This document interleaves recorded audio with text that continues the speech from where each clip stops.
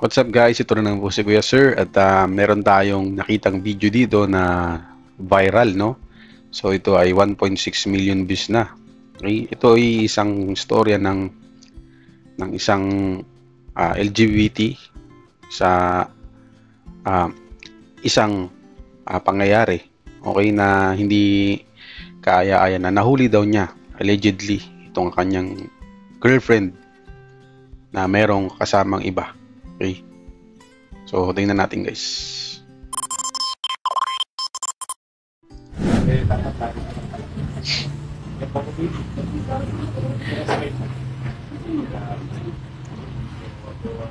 Jowa niya tayo. Ano yun? Sino ka? Ako na natanong mo kung sino ako? Sino ka nga? Ang tagal ko na kinakasama niya sinusota mo! Kasama? Ito? Kinakasama mo to? Oo. Teka, Kaya ka pala biglang nawala. teka, hindi ko alam to. Ano to?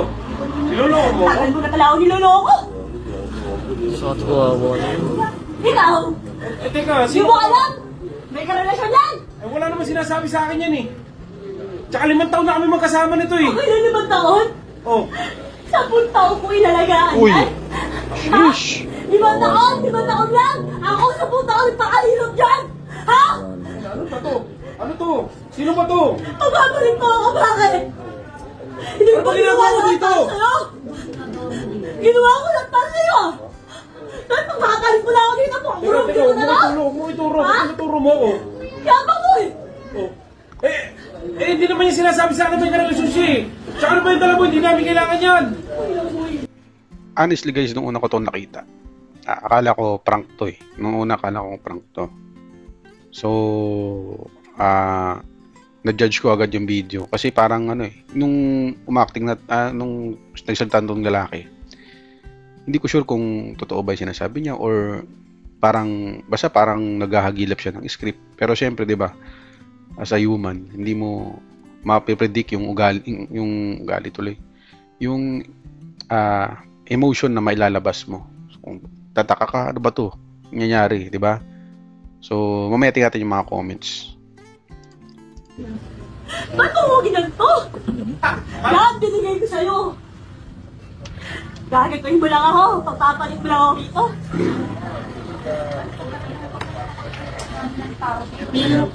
Celebrate ka nga, hindi mo nga ako inimbita. Hey. Kaya pala sabi mo 2 linggo ka mawawala. Sabi mo may team building ka po siya, iba naman kaya yung team building mo. Uy! Taka na tol, Team huwag ka building. dito magulotol ha. Huwag ka dito sa saysay magbulotol. Nagse-celebrate kami ng birthday niya rito. Huwag ka rito maggulo, please tol. Yun na nga eh, dapat kami dalawa sa celebrate, hindi ikaw! Parang mo nasabing ikaw. Bakit hindi mo alam? Hindi mo alam yung connection to? Hindi mo alam! Ha? Ang saka na namin ito ah! Hindi, bakit ganon? Bakit ka ganon? Lahat na lang ginawa ko, pagpapaka... Ang ano yan, ang reality niyan guys, sa mga LGBT kasi 'di ba? Normal na 'to. Yung talagang kasi may mga tao talaga na nangangarap magkapamilya. Yung iba ginagawa lang nilang scapegoat yung mga other genders, no, yung LGBT community para lang makatawid, no, para makasurvive. Pero pag kadalasan hindi ko ginajudge siya, kadalasan ng mga ganyan ay tinatalikuran din sila ng kanilang mga partner kasi hindi naman talaga sila attached doon sa partner nila. Gusto rin nila magkaroon ng family in the future at makabuo ng legacy na hindi nila makikita doon sa LGBT partners nila. So kaya nangyayari tong ganito. Hirap ko, nakabaho ko lahat! Tomboy. Bakit may pera to? May Ha? Tol, teka lang ha. Ha? May pera ba to? Sino yung nagko-comment sa background? Ba't ayan ang pagmamahal, pera? Reaction video din pala to. Tangin na tol. Pwede ba huwag kayo dito? Mukha dito mag-iskandalo tol, pwede tol. Nagse-celebrate na kami ng birthday niya. At wala akong alam na kayo. Wala nga lang. 5 taon na kami Alam magkarelasyon. mo, tuwing tumatawag ka ako kasama yan. Tuwing kasama ka na sa gabi, ako kasipin yan. Ano yung sinasabi nito? Ha? Tapos ngayon, di mo alam, wala kang alam. Ha? Gigi Lods. Bakit ganun? Bakit ganun? Bakit mo ako niloko? Ang tagal naman na natin hindi magkaintindihan. Ano hindi na magkakaintindihan dahil bakit? Meron ka ng iba, pinahirapan mo ako, yung pagpapalit nila di pala ako. Diyan ka ba saya? Di ba ka ba saya? Huwag ka lang babalik sa akin ah. Yan, tama yan. Eto niloko mo, ganda ka sa akin. Sino ba yan? Sino ba yun? Ay, nako. So yun nga guys, ang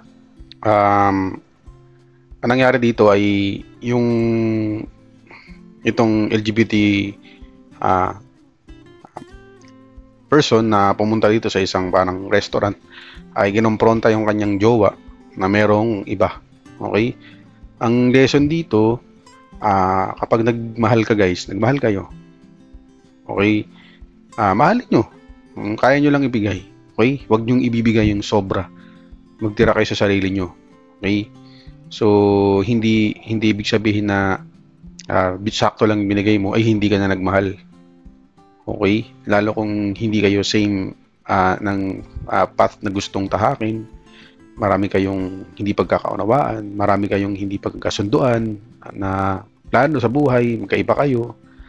Okay, ng mindset, kaiba kayo, pero mahal nyo isa't isa, okay, nag-i-stay kayo dahil lang doon, dahil sa pagmamahal na yun. Kung ganun, ay huwag nyo ibigay lahat. Kasi, in the end, kayo rin nasasaktan. Lalo yung mga ganyang senaryo, naghanap ng iba, tapos naghanap ng hindi nila same gender, okay? Baga parang opposite gender, okay? So, mas ang gagawin nyo lang ay maging totoo kayo sa sarili nyo. Ibigay nyo lang yung kaya nyo. Huwag nyong sobrahan. Kasi kapag nasobrahan na kayo, wala na kayo matitira sa sarili nyo. Okay, devastated na kayo, madidepress kayo. Pag na-depress kayo, nasabayan pa yan ng anxiety, kung ano na may isip nyo. Kung ano natatakbo sa isip nyo. Okay? So, binigay niya ng isang last message yung kanyang karibal, no? Sabi niya, kapag yun ay sinaktan mo, ako ang makakalaban mo.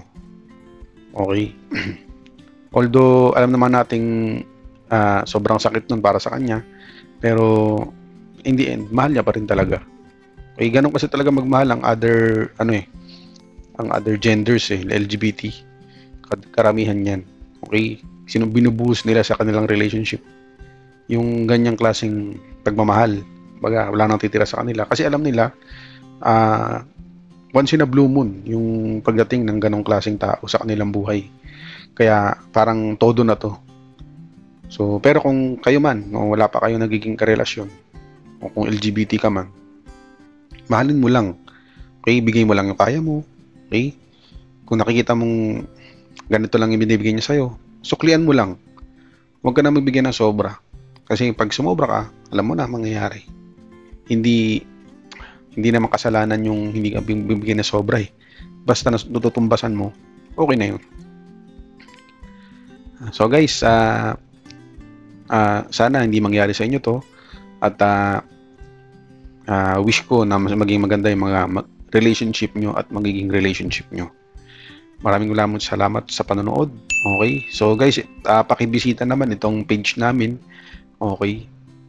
YouTube channel namin rather. Yan. Puntahan nyo na lang yan guys. Kaya aabangan ko kung madadagdagan yan. Okay? Maraming salamat sa panonood. God bless.